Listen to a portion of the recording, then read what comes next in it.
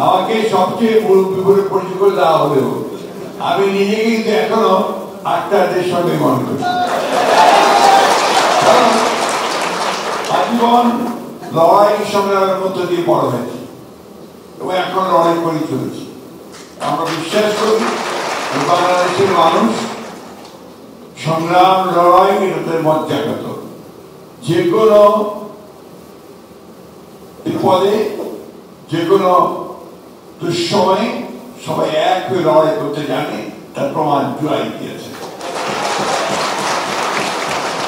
গত পরশু বাংলাদেশের একমাত্র স্মার্ট সিটি বসুন্ধরা এখন আরো নিরাপদ, আধুনিকতায় আরো এক ধাপ এগিয়ে।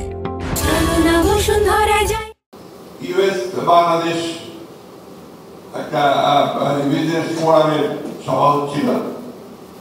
সেখানে আমাদের সম্মানিত, সকলের সম্মানিত, বিশ্বের সম্মানিত প্রফেসর ইউনূস যখন কথা বলছিলেন, আমার বারবার করে মনে হচ্ছিল যে আমি এই দেশের স্বাধীনতার ঘোষক শহীদ প্রেসিডেন্ট জিয়া রহমানের কথা